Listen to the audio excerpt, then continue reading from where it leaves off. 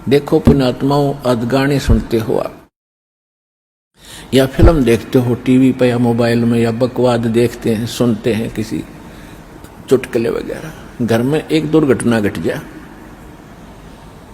आप सुन के दिखाइए उसने, वह फिल्म का गाना सुन के दिखाइए फिर।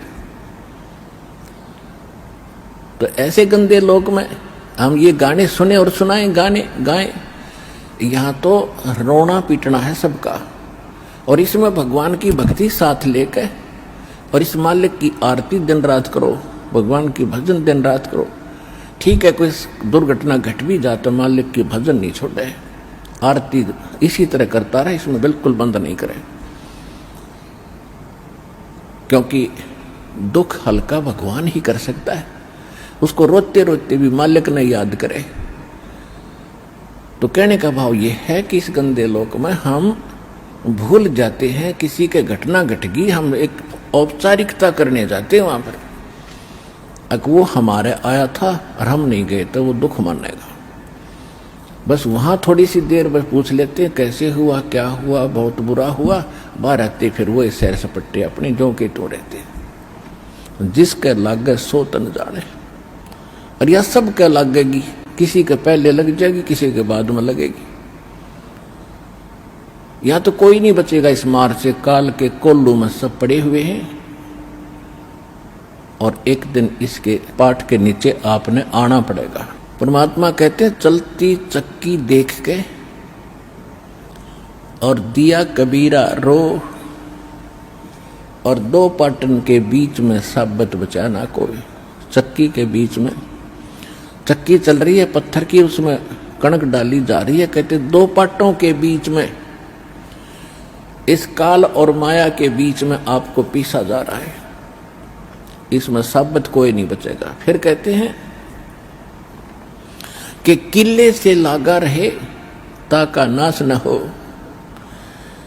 हमने देखा कि हमारी माताएं हाथ से चक्की पीसा करती थी, और उसमें एक किला होता था, किला बीच में एक ऐसे दोनों पाटों के बीच में सेंटर में पाट होते गोल गोल चक्कर पत्थर के,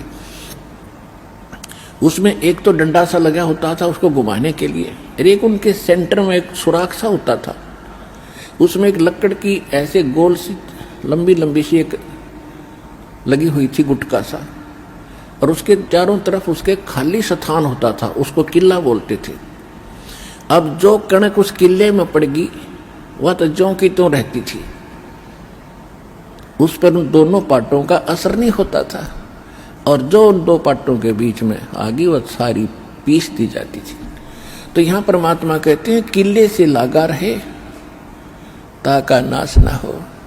तो हम परमेश्वर कबीर जी के साथ लगेंगे, ये किला है इस काल के चक्की के बीच में, और जो परमात्मा के संपर्क में इसके निकट आ गया, फिर काल के इस पत्थर यानी दोनों पाटों से बच गया। तो जो परमेश्वर कबीर जी की शरण में आप आगे, तो आप उस काल के कोल्लू से, उस चक्कर से यानी पिसने से बच जाओगे। नमस्कार सर। सत्साहेब जी।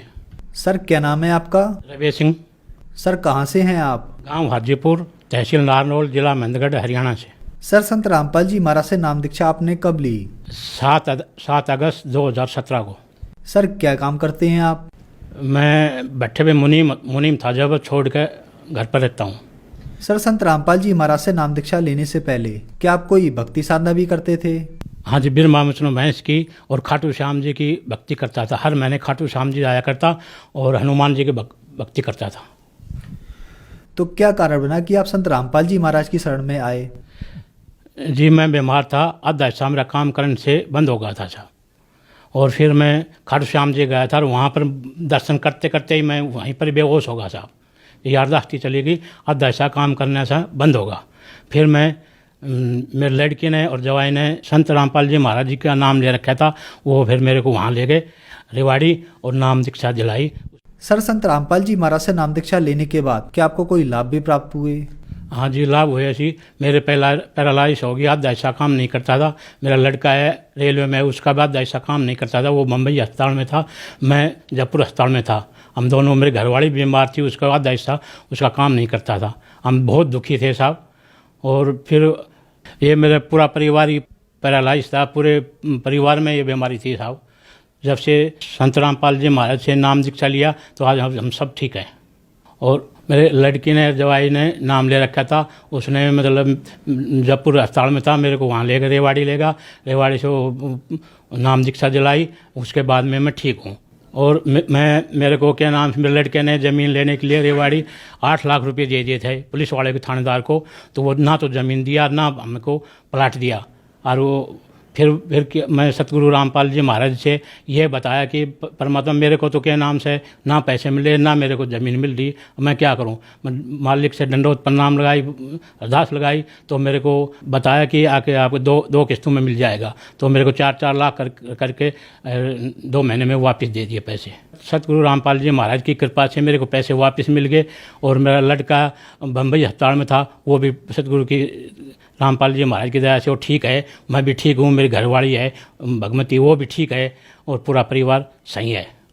सर क्या आप नशा भी करते थे? बिल्कुल, मैं 24 घंटा बैठे पे शराब पीता था, सिगरेट पीता था, सुबह से लेकर रात तक। जब भी मेरे को होश होता, जब भी मैं शराब पीता था, पूरे दिन 24 घंटा में शराब पीता रहता था। फिर मैं तभी बीमार हुआ, शराब पीने से ज़्यादा, बीड़ी सिगरेट दारू पीने से मैं बीमार हुआ था। तो क्या संत रामपाल जी महाराज से नाम दीक्षा लेने के बाद आपका नशा छूट गया? जिस दिन से रात तक मैं नाम लेने के बाद मैंने कोई नशा नहीं किया, न दारू पी, न बीड़ी पी, न। आज मैं आराम से भक्ति कर रहा हूँ और सही हूँ। सर आप नशे के बहुत आदी थे और बहुत सालों से नशा करते आ रहे थे, फिर संत रामपाल जी महाराज की शरण में आया और आपका नशा छूट गया। जबकि सरकार बहुत सारी मुहिम चलाती है और लोग नशा छोड़ने के लिए बहुत सारे पैसे भी खर्च करते हैं, लेकिन उनका नशा नहीं छूट पाता। तो सर संत रामपाल जी महाराज में ऐसी क्या बात है कि उनसे जो भी श्रद्धालु नाम दीक्षा लेता है उसका नशा एकदम से छूट जाता है? जी, नशा मैं बहुत करता था, बचपन से ही बढ़ता। 8-9 साल का उम्र था जब से नशा कर रहा था। अपन सतगुरु रामपाल जी महाराज जी का नाम लिया तो मंत्र करने से, मंत्र जाप से ही मतलब नशा छूट गया और सब बिल्कुल नशा बंद हो गया। जिस दिन से रात तक मैंने कोई नशा नहीं किया और आराम से समय भक्ति कर रहा हूँ, आराम से रह रहा हूँ। कोई किसी तरह की प्रकार की बीमारी नहीं है मेरे शरीर में, नहीं है मेरे बच्चों के, ना घर में, सब प्रकार से रहना। भगवती भी ठीक है, बच्चा भी ठीक है, मैं भी ठीक हूँ, सब सही है साहब। सर संत रामपाल जी महाराज से नाम दीक्षा कैसे ले सकते हैं? संत गुरु रामपाल जी महाराज के सत्संग में 7:30 से 8:30 सत्संग आता है। वहाँ पर नाम सत्संग देखो, सत्संग में पट्टी चलती है, उसमें फ़ोन नंबर आते हैं, वो फ़ोन करके नाम दीक्षा ले सकते हैं। धन्यवाद सर। सत साहेब जी।